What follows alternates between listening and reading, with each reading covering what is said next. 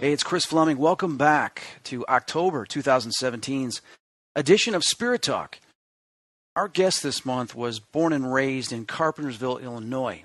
He has two children, ages 3 and 11 months, and has been involved with the paranormal field for 18 years now. Aaron was scheduled to attend the Route 91 Harvest Music Festival, the Las Vegas Strip, on the night of October 1st, 2017. However, due to last-minute changes, he was unable to attend. Now, he gave his tickets to a few of his friends so they can go instead, and forwent the opportunity to attend with his Eric Church fan club. On that night, which we all know, a gunman named Stephen Paddock opened fire in the crowd, killing 58 people and leaving 546 people injured. Our guest this month had over 21 friends in attendance on that fateful night, one of which did lose his life, and will be sharing his story with us. Please welcome to the show, Aaron Shriver. Aaron, thank you for joining us. Thank you so much for having me tonight. I really appreciate it. You know, and thank you for coming on the show. I had posted something on Facebook for asking anybody that was either there or knew someone that was there to come forward, let me know, because this is something that impacted a lot of us. Having been to Vegas a lot myself and having friends there, I was concerned and, reaching out to them to make sure they're okay. I'm sure this has been a startling and emotional time for you to think back. And what we're going to do on this podcast is we're going to discuss, that night of the shooting, what happened, where you were, things leading up to it, some of your friends that were there, the emotions that go along with this, and what we can learn from this awful tragedy. First, I want to ask you this. It's been a couple weeks since this happened. Have you been able to mentally process this tragedy? What has been going through your mind, since this has occurred? It's been rough. The first week was the hardest. I mean, I feel bad even talking about it in a way because I don't know if I still have survivor's remorse or how. For the first week, my wife and I would just look at each other because her and I were supposed to be there. We had our tickets. It was Eric Church's last show of the year, and we're huge Eric Church fans and travel all over at least 8 to 10 times a year to go see him at different shows. And we always try to be at his first show and his last show of the year every year for the last 11 years. We've done that. First and last show of the year, we've always been there. This is the first year we missed the last show of the year in 11 years, first time. Wow. Let me stop you there. Why did you miss this? Why didn't you go? Well, I had PTO off at work. We had our plane tickets booked. We had our hotel booked. I had tickets in hand. And just with the holidays and everything else coming up, she's back in school. I'm back in school.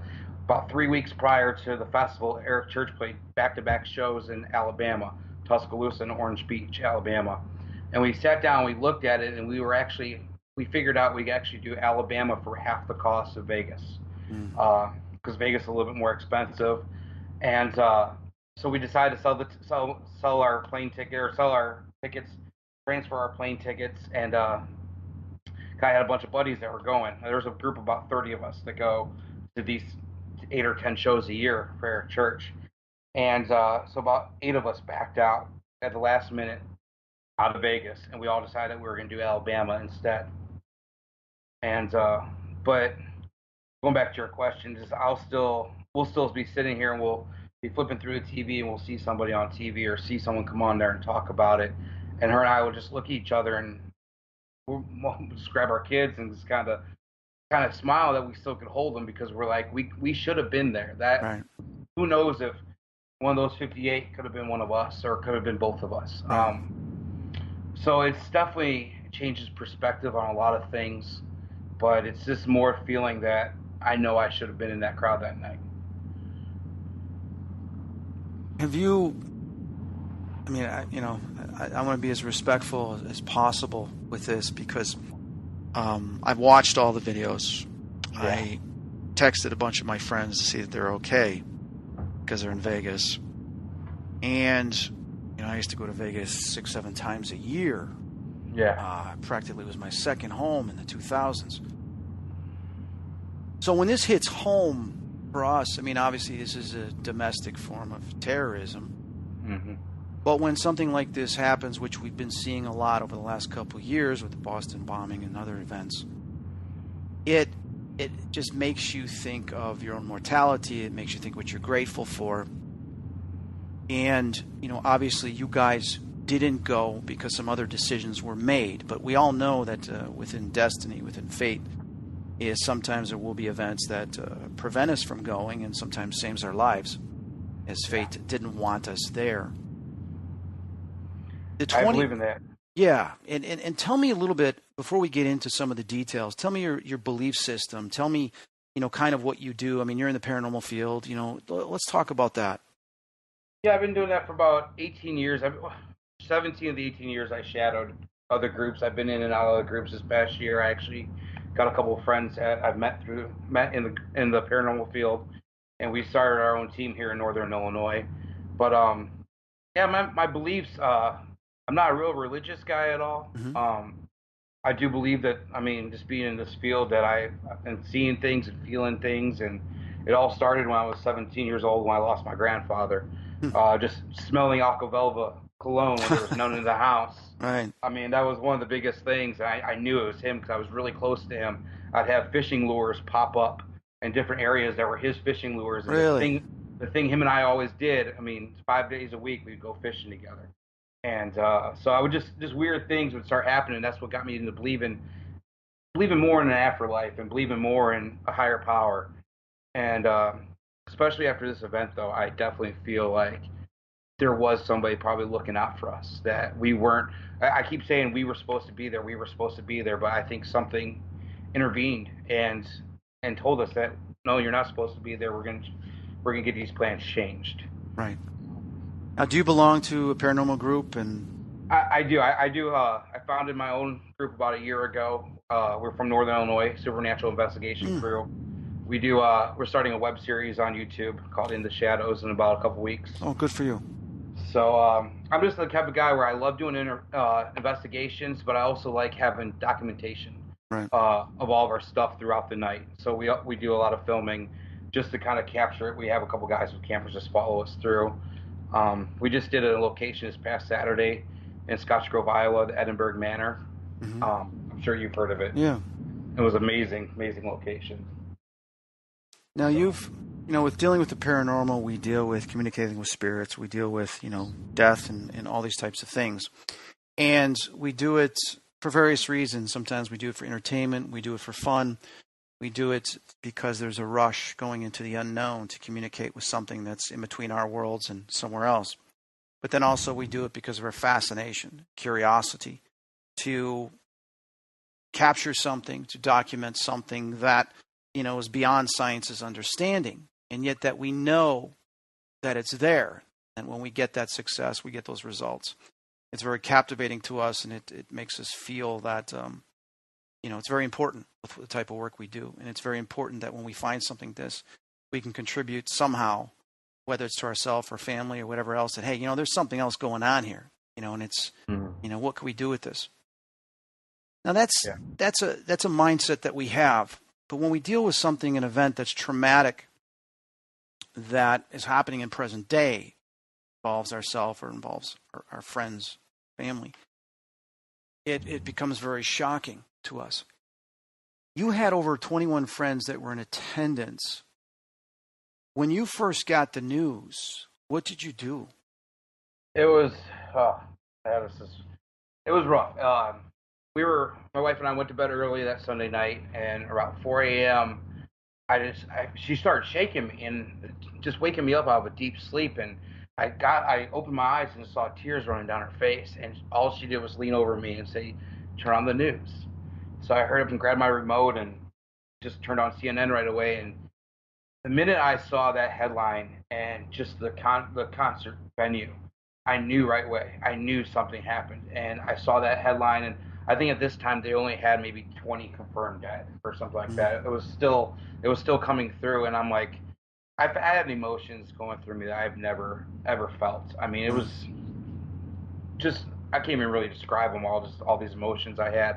I immediately grabbed my cell phone because that's the first thing I'm thinking of, this person and that person, and I'm like, oh my god, they're there, and I like kept on naming names, and I'm like, oh, these guys went too, oh my god, and so I started checking my phone. I had probably 22 missed calls, and 18 text messages, and people thinking that I was there because like we didn't tell a lot of our family. We didn't go, like some of our distant family, and of course everybody heard that.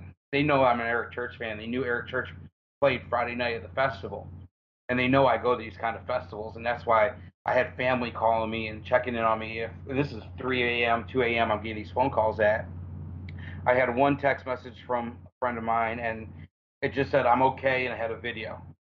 And the video was shot at 10:07 on the Las Vegas Strip, and all you could hear is screams and gunfire, Jesus. and see it, and I'm like, and that video right there, just I lost it, and it was hard kind of processing, and then just getting the news, the confirmation one by one of people that are okay, and then I went into work at 8 a.m. and it was probably around 9 or 10, and then we were still missing like 4 or 5 of our group that we normally go to shows with, and then we got the bad news later on the day that we did lose one.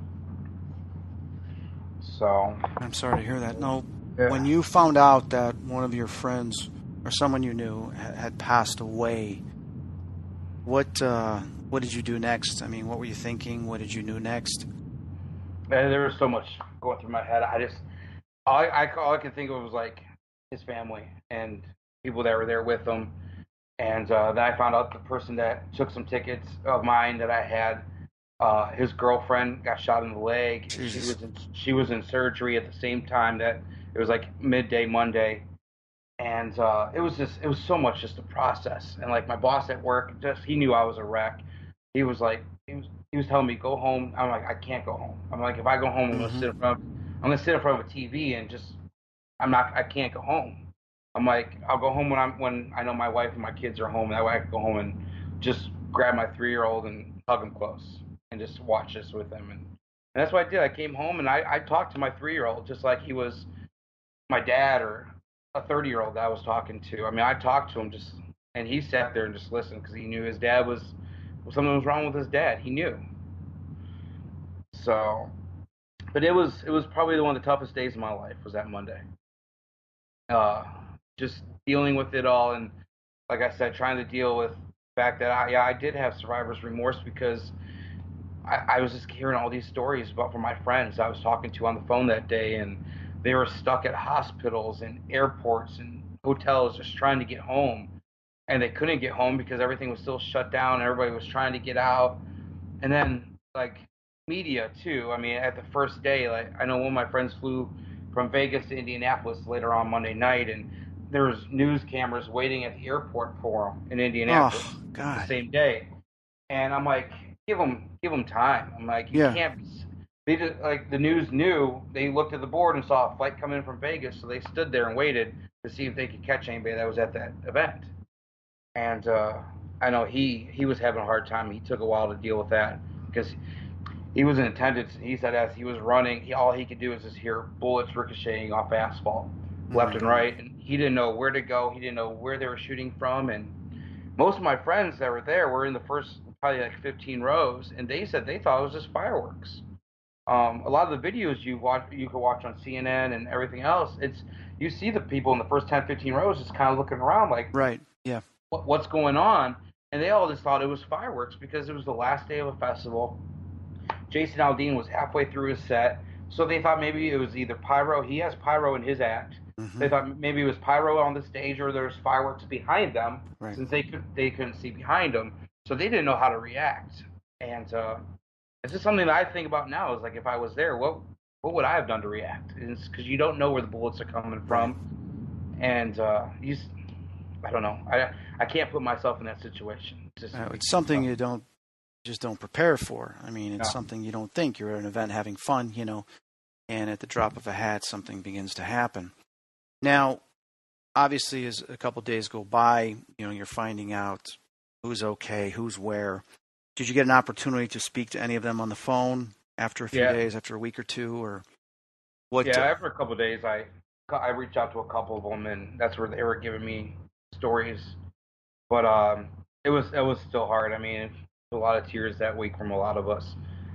So even the 8 people that stayed back talking with them, and all of us were just we were lost. I mean, that was the best thing to say. For a week we were lost because we were very lucky to be at home that Sunday night, but we were also thinking about everybody that wasn't so lucky and that we should have been with.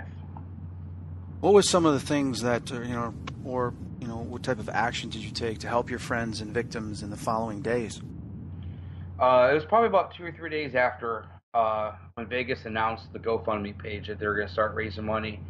And I've been an Eric Church fan for 11 years, and I've been in his fan club for 11 years. I've been there since the beginning, and so I kind of took it upon myself saying, hey, let's do something as a fan club, as we're called the church choir. I'm like, let's do something as the church choir and just start doing this. And the outpour was amazing. We had people donating some of the rarest items, autographed items, and custom guitars. And we collected over 200 items, and we started a fundraiser. And we're in our final days of it, and we hit, as of yesterday, we hit $30,000. Oh, that's fantastic. As a musician's fan club, hit $30,000. And I know there's a couple artists that donated to that fund, and they only donated in the $10,000 range. So as a fan club, for us to raise that much money for these victims' families it's been amazing. And to me, it shows so much good that comes out of so much bad. I mean, It's just amazing how much good has came out of this. And I don't know how many of your viewers or your listeners are country music fans, but Eric Church actually took the stage at the Grand Ole Opry 3 days after it happened, and he wrote a song called "Why Not Me," and it's a song like it doesn't matter what you listen to, what kind of music you listen to, but he talks about his event. He talks about playing at the show and how what he saw that day at that crowd. He goes, "Those were my fans that were there. They were my people too."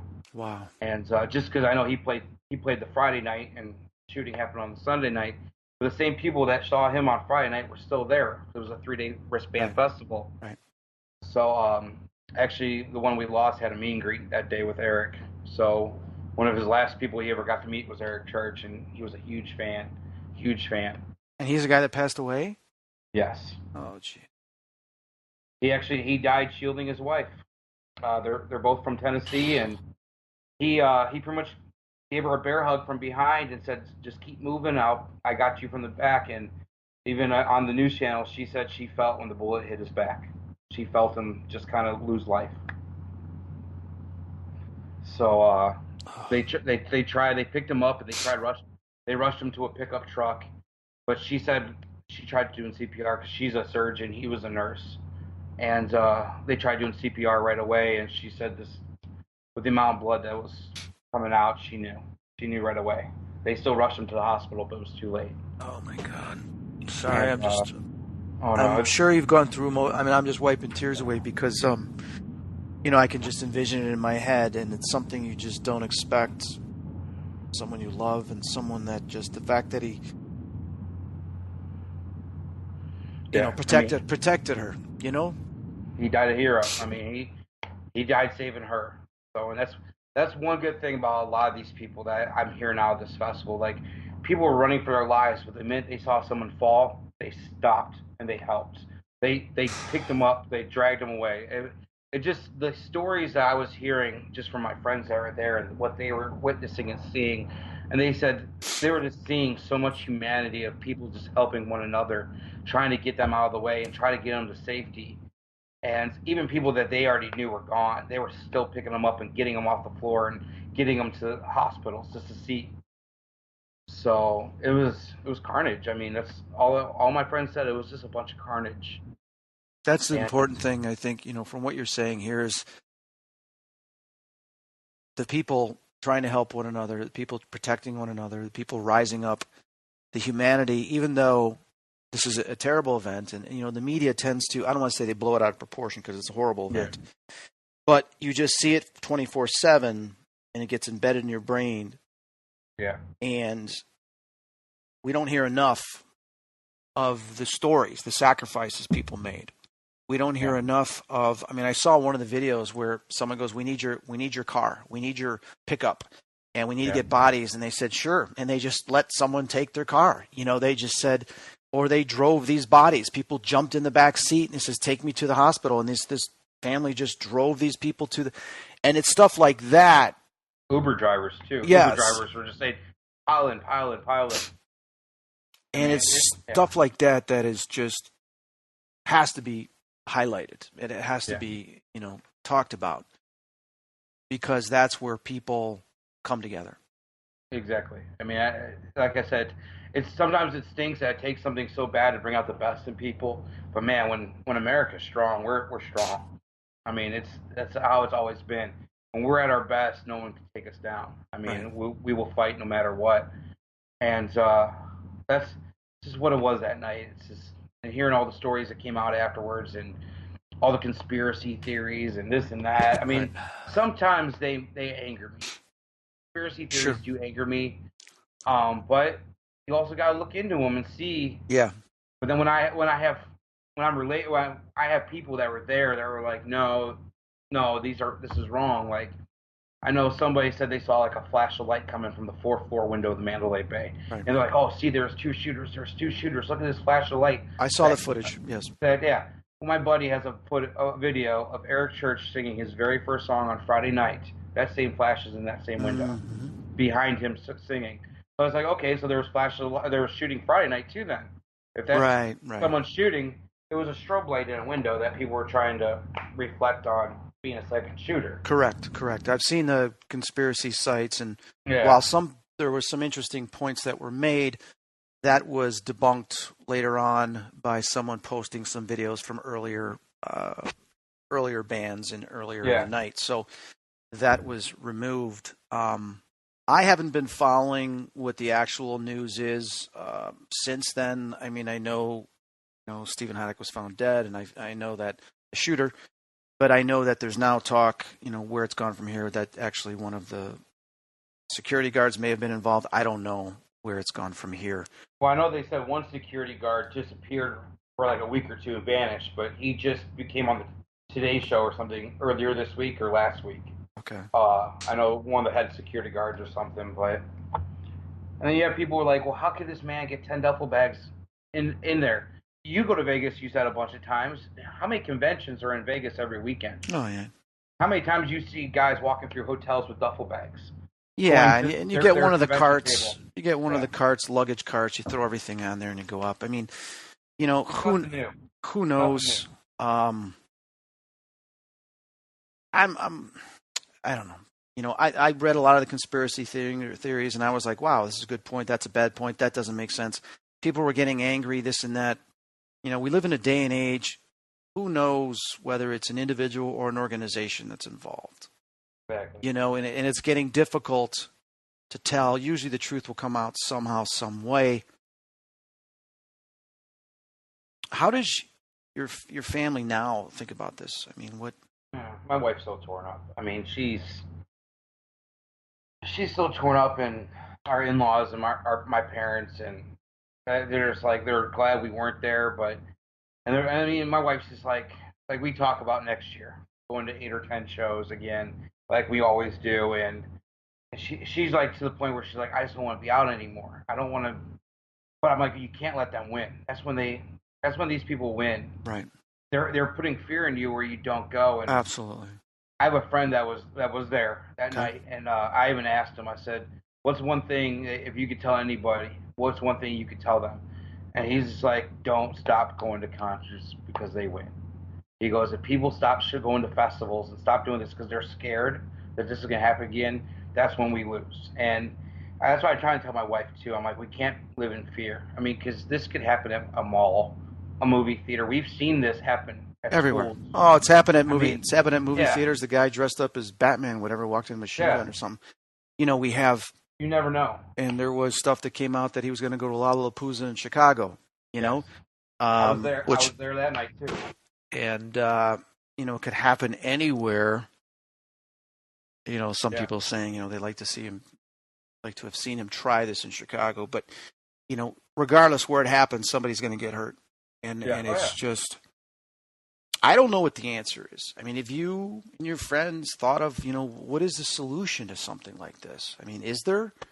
Or There's is it not. Yeah. Because you have these people that they're going to do it.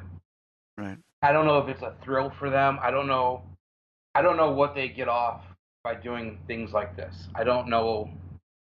Maybe because I've never been that, or never even thought of it that way. Like, how do you I mean, it was his goal to kill as many as he can before he did, just so he could put a notch in history book or something as being the biggest mass murderer. I don't know. I don't know what his intentions were like, but with the reports of him taking out hotel rooms in Chicago and another hotel room in Vegas a weekend before, he's been planning this. Lollapalooza was 2 months before Route 91. Mm-hmm. He's been planning something. Right. Um, I actually got a question for you, just kind of going back to, like, I know you deal a lot in the paranormal too. So I don't know if you heard this story. I heard a story about a lady, 45 minutes before the first shots were fired, ran through the crowd Mm-hmm. saying, everybody needs to leave. Everybody needs to get out of here. Everybody's going to die. Mm-hmm. Do you think she had like a premonition, or what do you think about stuff like that? First thing that popped into mind, I actually saw the interview where the girl was talking about that, and then there was an article where somebody else had stated it too, because they were up in the front. Yeah. She ran up to the ticket agents.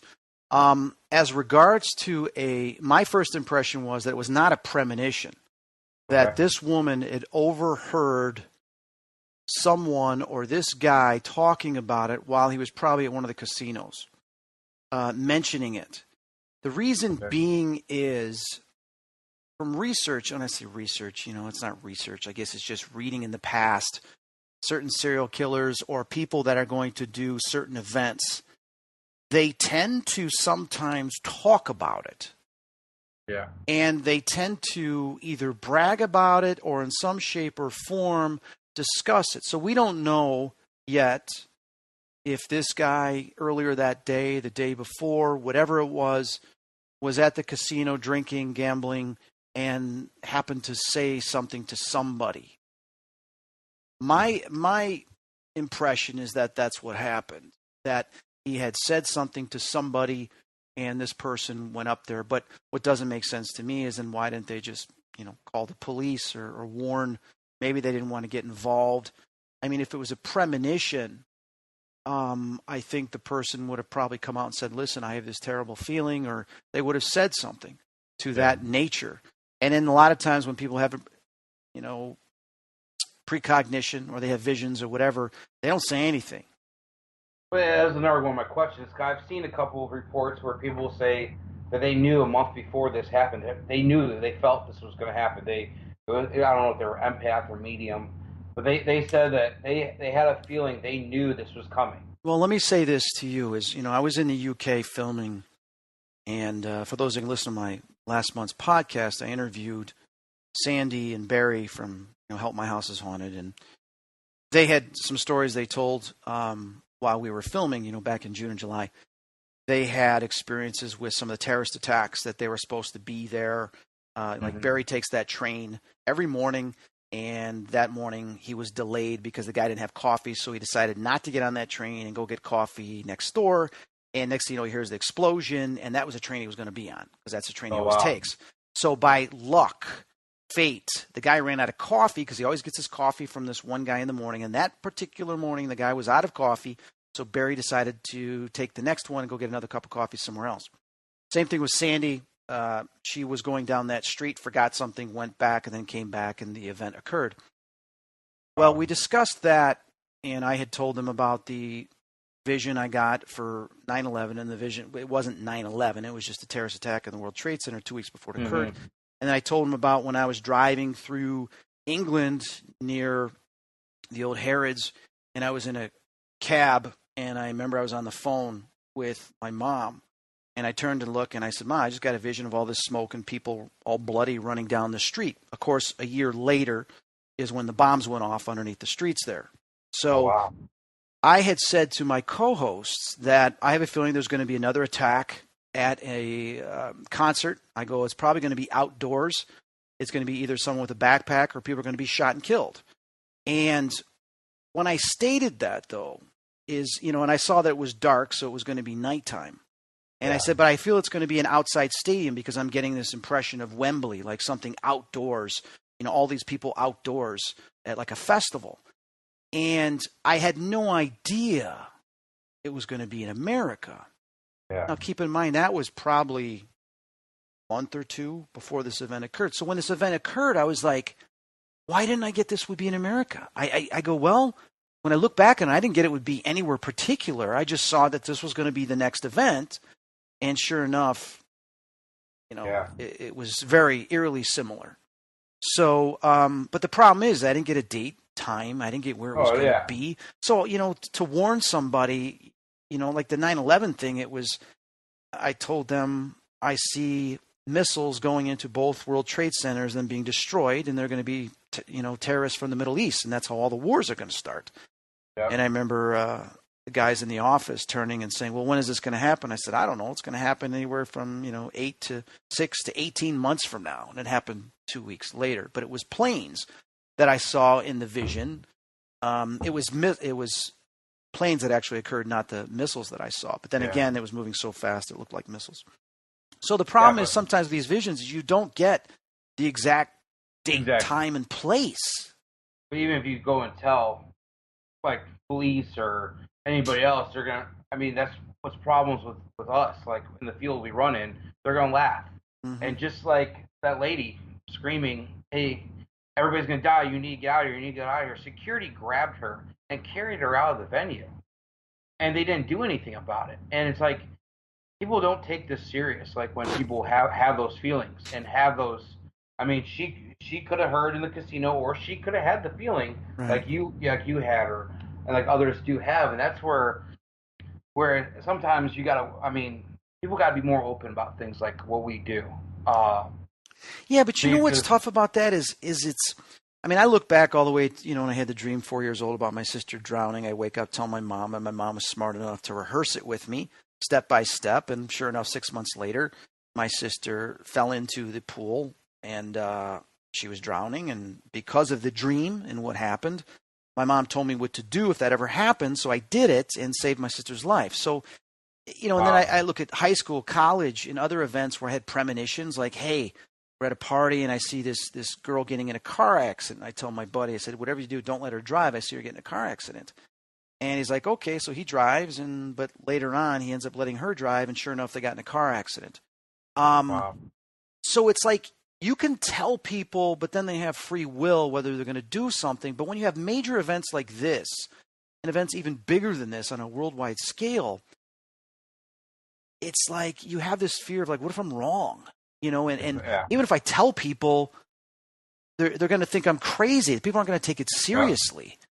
So unless it's something that you just get this overwhelming feeling that, oh my God, it involves me, I can't do it, and then you don't do it, and you survive, or you do it and something happens to you. I can't answer that. All I can say is, when someone has a premonition, I think it's better to say it and be wrong in most cases, depending upon the circumstances, and warn people. But then what happens if we have all these warnings and things never go, and then it's kind of like the boy that cried wolf? Exactly. It's hard, man. It's really hard to take something serious enough and follow through with it. Now, they still haven't identified who this woman was, right? Nobody knows who this woman was. No one knows who she is, and she hasn't came forward yet. I would love to hear from her. I would love to see why. And then they had even video of his wife or his lady friend before she flew to the Philippines or wherever in the airport saying 2 days, America, 2 days, America. Like, that was creepy too. Like, so she knew. It was like she knew. I never really. After I saw that video is when I really stopped watching the whole thing, because it was kind of starting to get a little crazy, a little blown out of proportion. Because that's when I started seeing all the conspiracy theories. I saw her, like, she was in the airport and she had a blanket wrapped around her, and she was like 2 days America, 2 days America. And then she got on a plane and flew to the Philippines. So there was a lot more to this whole thing. I'm thinking than what we know, but I'm just glad for one he had no military training. Yeah, thank God. If that guy had military training with the guns he had, man, there would have been more casualties, right? Oh yeah. The thing is, when you look at psychologically, when something like this happens, and people, the fake news and all this other stuff, sometimes people will print stuff and write stuff just to get attention, to get likes and hits and social media fan base. But the other thing is that as human beings, when a tragedy occurs, we want answers. And we want them quick. And sometimes we will look for answers anywhere to try to fill in that blank, to explain it. which is unfortunate. It's like we would rather, it's best for us to know every single thing about it and have the answer so we can put it to rest, or we can get through the pain, or at least understand why. Because you look at any tragedy, you know, where somebody dies, they turn around, they're yelling, you know, the mother with their child, why? You know, I understand why. Why does this happen? And it's a humanistic thing that we have to ask, why? Why did this happen? And we still haven't have an answer as to why.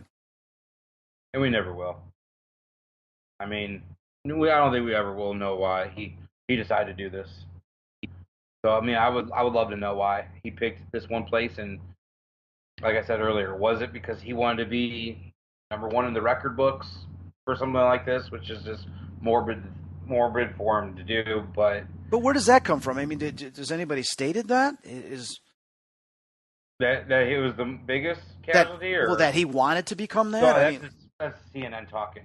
Jesus. That's why I started turning CNN and everything off, because it got to the point where they were trying to create a motive for this guy. Yeah, that's the thing, is they'll try to create a motive for why.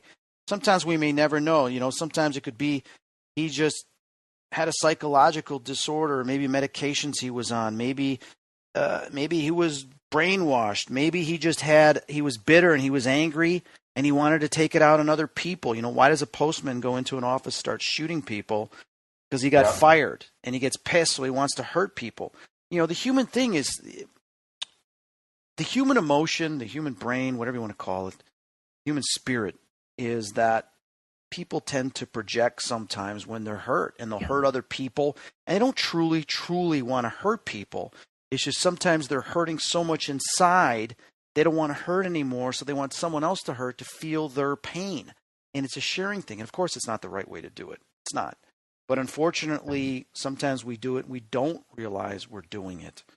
Or maybe sometimes they're, you know, and I'm not going to spread any conspiracy theory here or any type of, this is why it happened. But, you know, when you say the devil made me do it, sometimes look at these serial killers, they hear voices in the head telling me to do this. Was this guy hearing voices telling him to do it, and then his free will and his bitterness, he decided to go do it, you know?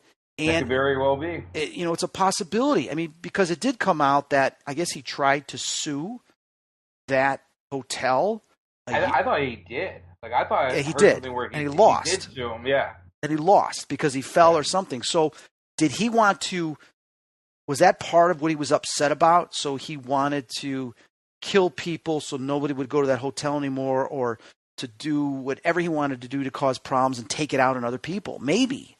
Yeah. But, you know, we can only speculate, and I don't want to get into the speculation because it's not the reason of this podcast.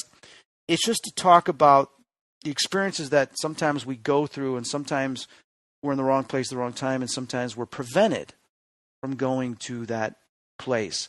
Now, since this occurred, Aaron, have you or your wife had any dreams, any nightmares about this? The first week, yeah, I did. I don't know. She really hasn't told me much, but I don't think she did. But yeah, pretty much the first 2 nights, I did have a couple nightmares where I was there. Mm-hmm. Like in my nightmare, my dream, I was there, and I always woke up whenever it got to the point where something was where I knew I was getting hit with a bullet or something. I always woke up. So that was something that was really tough for me. Like I said, the whole first week was really tough. That Monday was the worst. It was just like being in the field and doing what we do. I was thinking maybe when I had those, that it was I seeing what was supposed to happen. Was that what I was witnessing in my nightmare or in my dream? I never really dug too far into dreams, but that was really scary. And it was only the first 2 nights. It was probably like the Tuesday, Wednesday after it happened. And after that, I haven't really had anything else. Everything else has been pretty clear-headed. But that was right around the time where we started this fundraiser and everything started getting very positive. So that, I don't know if that had anything to do with what I was dreaming at night or whatnot. But by like Thursday, Friday of that week, everything started turning real positive, and I was feeling better, a little bit better by the end of the week about everything. But it was still a really tough week. Yeah. In regards to, you know, your friends that were there, the ones that survived, How is They'll their never, health? How is their health now? I mean, how are they they'll physically? never be the same. Right. I mean, Okay. I don't think they'll ever be the same. I have one buddy that was there, and he is going to a concert every weekend. He is just looking for a concert to go to every weekend now, just to kind of tell himself it's okay, it's okay, it's Right. okay. Right. But I have a couple friends that still they said they'll never ever speak of it. They just don't even want to talk about it. They don't want to talk Okay. about what they saw, what Okay. they witnessed. And I talk to them and like I try to get them to open up, just because I always think the best way to deal with something is to talk about it, just to kind of get it off your chest and Well, get it out there. Not keep it bottled up. if you look at studies that have been done, that people that just keep it inside, it kind of eats away at you. And Yeah. the thing is, even though the experience is a tragedy, usually the best way is to face it, to look at it, to talk about it, to get it out. And it's always going to be a part of you. But if you cover it up and try to force it into your subconscious, it can manifest and come out and project in other ways, behaviors, emotions, because you're not letting it out. That energy of what occurred needs to be released. And then it needs to be eventually replaced with something else. To just hold it in and just say, nope, I don't want to talk about it and leave it there, it is going to project and manifest over the years through certain responses and certain things that you say or do. Sometimes you'll realize it, sometimes you won't, because that energy's there. So it needs to be purged by talking about it, letting it out, and getting it over with. Otherwise, it's a dis-ease that you have in your mental state, and eventually it becomes a disease in your physical state. Yep. That's one thing. The friend we lost, his wife was the one that you saw all over the news. That was very prominent on the news. Oh, you're kidding. Her name was Heather Melton, and she was the one that was doing all the interviews with like 2020 and Anderson Cooper. And I told her, I said, that's the best thing for you to do, is to get out there and tell his story, tell how he saved you. Right. And so she was the one that you saw a lot on these news channels talking about him. When we have these type of events, when we look back in 9/11, all the heroes, all the people that saved people, the people that died trying to save people, we have to look at that part of humanity. We talk about rising up and heroism, not taking away from the tragedy, but stating that the human condition needs to be where we rise up, we help one another, we overcome this, because when we continue focusing on that part, it becomes a part where that becomes more important than the actual tragedy. And eventually the tragedy will fade away. And the problem is, I feel, and this is something some psychologists discussed, is when the media talks about it so much, it actually promotes it for those that are not mentally stable to pursue in the future. And if we tend to take these tragedies and say, okay, it's horrible what happened, here's the people, but now let's shift and let's say, what are the solutions? Well, we're going to look at solutions for better health care, better mental care. Getting rid of guns is not going to help, because people will use knives, they'll build bombs, they'll use vehicles, they'll always use something to find a way. Yeah, to get their point across. But the thing is that what can we do to help one another? Like, here's something somebody said years ago, which is very interesting. We take Adolf Hitler, one of the most evil men, and evil because of his actions in what he did to the camps and killing people and orchestrating that to the Jews and everybody else. When he was a child and when he was born, if he was given proper love and proper guidance, he probably wouldn't have ended up that way. And it's like, you take a look at society in a whole, and you take a look at people that go through tough times don't end up that way. But unfortunately, some people that have a rough life do. Or there's something that just makes them crack. So what is the solution? There's so many people in this world, we can't get to everybody, we can't help everybody, but maybe over time we can. Or we start promoting the right things. We start promoting that the solution is not to get up and take a gun and shoot people. It's not going to get you attention. It's not going to change anything. The thing is to actually, to help people. And if you do have a problem, we're going to help you. Or if you have a problem, the best way to get it resolved and to get over it is to talk about it or get help somehow. So if we started really promoting and making society that becomes a mandate, and that's what the focus is on the nightly news, people getting help and people getting better and people getting this, that people now have a solution. People have something they see. And maybe that's the way as a society we need to go. Whether it's going to happen or not, I don't know. Because media tends to find the worst story and movies tend to be some of the worst tragedies, that we promote this stuff. And some people say, well, if we promote it, it's showing that it's bad and people won't do it. I think it's the opposite. I agree. I think it's the opposite.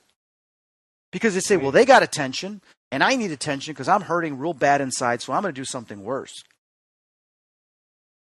Just look at the nightly news. Look at how much positive and how much negative. See what outweighs what.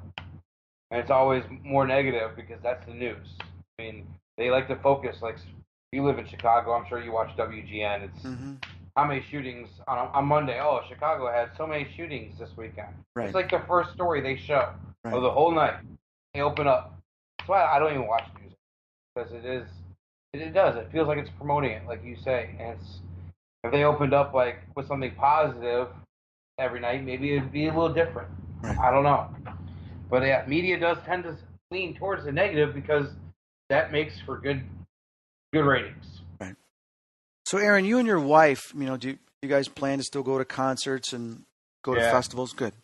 Yeah, we. I think the look on festivals are going to change. I think they're going to be more open field festivals out in the middle of nowhere. I really think that security is going to be up. I actually work at a music venue in Waukegan, Illinois. Oh. And ever since this happened, we've had phone calls. Like the first week after this happened, we've had phone calls, and the phone calls have been about security. Do you guys wand people? Do you have metal detectors? Right. Do you have this or that? And then we're like, no, we have off-duty and on-duty police officer. Off-duty inside, that's in normal clothes. On-duty outside, that's in his squad car. And that's our and then we have a security team within the building, but we don't do this. And people don't want to buy tickets. They don't want to come to the shows because they want us to be wanding everybody. Right. And so I definitely think it's going to change the outlook on concerts for a lot of people. But, I mean, like I said earlier, if you stop going, they win. I mean, they put the fear in you. That's what a lot of these people, their goal is strike fear in people. Sure, and sure. You don't want them to win. You don't want them striking fear. So, yeah, I mean, Eric Church is opening up next year as of right now in April in Texas, and I got tickets. Big That's festival good. in Texas. We're going. When we reflect back on this, what we discussed tonight and the things that you've been going through, some of the positive things, obviously, is the one woman's going out there and talking about her husband that passed away during this event. You set up the fundraiser. And what's the name of the fundraiser again? It was Church Choir for Vegas. We're ending it probably over this coming up weekend. And then we're going to donate it to the Vegas GoFundMe page, and we're at about 30,000 right now. Oh, that's fantastic. What other positive things that we may not have touched on do you think we can look on and focus on after this tragedy? I always think the most positive thing is, like I said, keep going to concerts. And music has always been, it's a healer for a lot of people. I mean, you could relate to music. Music gets you through so much, and for something like this to happen at a music venue, I don't know. Music is just what brings the good out in people at times. It makes you feel so happy, and especially at these festivals, that's the time you're the happiest. You're not at work. Half the time you don't have your kids with you. I mean, you're out with your significant other, and you're enjoying your life for a night, just you and your significant other, and you just can't stop going to this. You got to stay positive and not let people scare you. I mean, a lot after the whole Colorado thing or with the movie theater, people didn't want to go to movies anymore. And it's just like, you got to keep living your life. You got to keep doing. You can't let something like this stop you and keep you in your house. Absolutely. You got to stay positive because you can't let them win. Wonderful. Thank you for sharing that for everybody listening. Because I know some people are like, well, I'm not going anywhere. I'm not doing it. It's like, oh, come on, please. Exactly, yeah. And I know my mom, I was on the phone, and she was just emotionally a wreck, listening to this. And I said, Mom, I've been in the UK 4 years. I've witnessed, well, I can't say it all because it's a show, but, you got Vikings coming in and pillaging villages. You got people dying, thousands of years ago, hundreds of years ago. Yeah. And it was just normal. It was normal for someone to come into the town where it could happen and your entire village would be killed and destroyed, and they would go from village to village.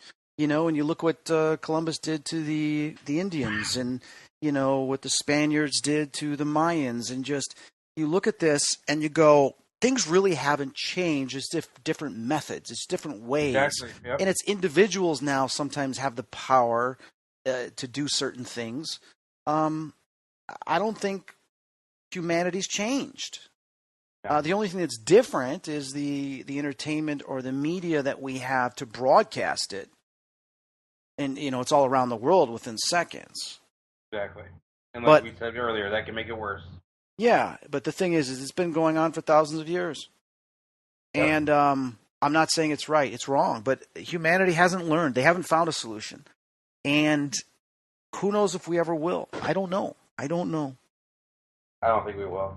And one thing from that night, too, I know a lot of people are doing Facebook Live while all this is going on. And I actually saw a post on Facebook the next day that the Las Vegas police put out there. And it says, please stop going live on Facebook. You're giving away our locations. If there's multiple shooters, they know where we're at. They know where our SWAT teams are. They know this. Please stop giving away our locations. And that's just something else that I've been through active shooter training because, like I said, I work at a music venue. And if anybody out there could get in these classes for active shooter training, I suggest it because it teaches you a lot of stuff that you need to know in this situation. Because, like we said, you never know when this is going to happen. Really? Never Tell us real briefly about that because, I've got my license to carry. I haven't gone and got a gun yet, but I got it last year, and I haven't done anything yet with it. But tell me about this course. It's normally offered by your local police department. I know it's free. It was free for me, like hospitals. I work at a theater. It's the Genesee Theater in Waukegan, Illinois. And so different areas will offer it, and it's normally through your local police department. Okay. And those on a night they'll go and do a 3-hour course, and those teach you what to do in this situation, where they're going to look for, use stuff to barricade doorways, how to. They just show you the different techniques of what you need to know, and it gets you knowledgeable and gets you alert. So if you ever do get in a situation, you know what to do. You know where you can do or what you can do and what's good and what's bad. What do they call this again? It's called active shooter training. Okay, active shooter training. Okay. Yep. And a lot of your local police departments will offer this course. I'm going to see if they offer it. Okay, wonderful. If they don't, tell them, hey, we need this. We need this in our community. And I know Waukegan does it. Waukegan, Illinois, if you're ever in the area, they have a great program. Now, where do you live now, Aaron? I live in Winthrop Harbor. It's up by Zion. Okay. Zion, Gurney area. Okay. So I'm a little north. And you used to live in Carpentersville. Yeah, my parents still live there. And I lived in Algonquin. I lived in Hoffman Estates. Okay. I lived in Palatine, and now I'm near Carpentersville. I don't like to give my exactly where I live, but let's just say I had stalkers a few years ago. But Carpentersville, I know it well. My mom was a cashier for 20 years at the Dominic's in Crystal Lake on 14 there. So. Oh, okay. If you ever shopped out that way, you probably ran into her. Yeah. I hang out once in a while at Randall Road. I go out there to all the stuff out there, but I know Carpentersville very well. I'm glad to see the old Clearwater Theater open up again in Dundee. So. Yeah. The Rock House now, I think. And you remember Santa's Village, right? That was my first job I ever had. My dad used to go there and teach hockey and stuff. We used to go there when I was a kid. Yep. I was 15 years old, so this was, 20 years ago. Yeah. I had a worker's permit to work at Santa's Village, so. Wow. I love that area. It was a nice area. Yeah. So tell me, what else do you got coming up now? How can people get a hold of you? If you're looking for the paranormal side of me, it's we're on Facebook. In the Shadows is our YouTube page. But it's Supernatural Investigation Crew or at SIC in the Shadows on Facebook. We have a website, sicintheshadows.com. If it's anything personal or anything like that, you can always find me on Facebook. It's Aaron Shriver on Facebook. I'll be holding a sign that says Old Licking County Jail, so can't miss that. Can't miss that. That's been one of my favorite investigations we've done yet. It's in Newark, Ohio. But those are the best. Facebook's normally the best way to reach out to me. And Would love to work with you down the road too, because I've been a fan of yours for a while. Thank Chris. you. No, I appreciate that. Give me a shout. Anything I can do to help you. Yeah. Just give me a shout, please. And I know you and I have had the same. We've been in the same building at different times. The old Elgin Casket Factory. Oh yeah. Out there, I've done a couple of investigations out there, and they've spoke very highly about you out there. So that place is insane. It is. I mean, the EVPs and everything we've had happen there is pretty crazy. People don't know it's Evil Intentions. Is the name of the place, and got some remarkable EVPs and stuff that's happened and the apparitions people have seen. But there's some negative stuff there, and I just the history in that building is just unreal. Right. The different stories and everything. So, well, I want to thank you for coming on. We're at the end of the hour here. And for everybody listening, this is Chris Fleming and Aaron Shriver, and you'll be listening to this month's edition of Spirit Talk. Thank you so much, Aaron, for being on. You take care of yourself. Thank you again, Chris. I appreciate it. All right, thank you. Bye-bye.